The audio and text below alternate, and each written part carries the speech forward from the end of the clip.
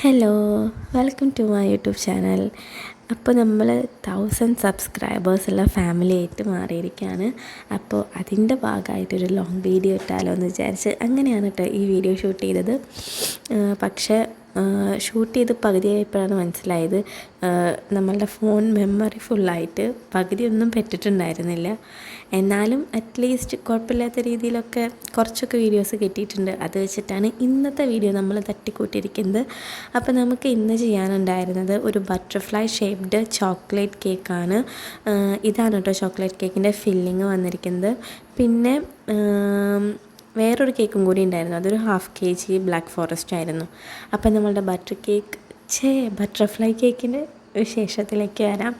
ഇത് ചെയ്യാനായിട്ട് കുറച്ച് ബുദ്ധിമുട്ടുണ്ടായിരുന്നു എനിക്ക്. ഞാൻ ഇതിന് മുന്നേ കഴിഞ്ഞ വർഷം ഒരു ബട്ടർഫ്ലൈ കേക്ക് ചെയ്തിട്ടുണ്ട്, പക്ഷേ അത് അത്ര അങ്ങോട്ട് ഭംഗി ഉണ്ടായിരുന്നില്ല. അതിനേക്കാളും കുറച്ചുകൂടി എനിക്ക് ഇഷ്ടപ്പെട്ടത് ഇന്ന് ചെയ്ത ഈ ഒരു വർക്കായിരുന്നു. നമ്മൾ ഒരു ബട്ടർഫ്ലൈൻ്റെ ഷേപ്പിലേക്ക് ആക്കാൻ വേണ്ടിയിട്ട് ഹാഫാക്കി കേക്ക് മുറിച്ചിട്ട് ഇങ്ങനെ ഈ ഒരു ഷേപ്പിലേക്ക് എടുത്ത് വെച്ചു. അതിന് ശേഷം ആ ഒരു ഷേപ്പ് കിട്ടാൻ വേണ്ടിയിട്ട് രണ്ട് സൈഡിലും നമ്മളിങ്ങനെ എന്താ പറയുക, ഒരേ അളവിന് കട്ട് ചെയ്ത് കൊടുക്കുന്നുണ്ട്. കട്ട് ചെയ്ത് കൊടുത്തിട്ട് പിന്നെ ആ ഒരു പൈപ്പിംഗ് ബാഗിലാക്കിയിട്ടാണ് കേട്ടോ ഞാൻ ക്രീമൊക്കെ ചെയ്ത് കൊടുത്തത്. അപ്പോൾ കുറച്ചുകൂടി ഈസി ആയിട്ട് നമുക്ക് ഫിനിഷ് ചെയ്യാനായിട്ട് പറ്റും. അത്ര പെർഫെക്റ്റ് ആയിട്ടൊന്നും ഫിനിഷ് ചെയ്യേണ്ട കാര്യമില്ല, കാരണം സൈഡിലൊക്കെ നമ്മൾ കുറച്ച് പെറ്റൽസൊക്കെ വരുന്ന രീതിയിലാണ് ഡിസൈൻ കൊടുക്കുന്നത്. അപ്പോൾ അതുകൊണ്ട് കുറച്ചുകൂടി ഈസി ആയിട്ട് എനിക്ക് ഫീൽ ചെയ്തു.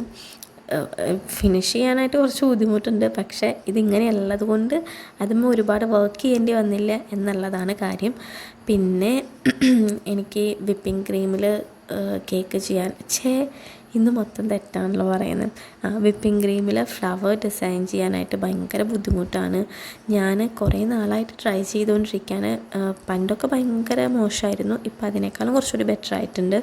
പിന്നെ നമ്മൾ ഈ റെഫറൻസ് തന്ന പിക്ചറിൽ നിന്ന് കുറച്ചും കൂടിയും ലൈറ്റർ ഷെയ്ഡാണ് നമ്മൾ ചെയ്തിട്ടുണ്ടായിരുന്നത്, കാരണം ഒരുപാട് കളർ ആഡ് ചെയ്യണ്ട എന്ന് വിചാരിച്ചിട്ടാണ് അങ്ങനെ ചെയ്തത്. പിന്നെ ഈ ഒരു ഡിസൈൻ മുകളിൽ കൊടുക്കുന്നതുകൊണ്ട് നമുക്ക് ഭയങ്കര ഈസി ആയിരുന്നു.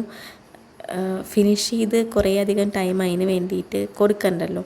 അപ്പോൾ ഇതുപോലെ ഇങ്ങനെ ചെയ്ത് കൊടുത്തു.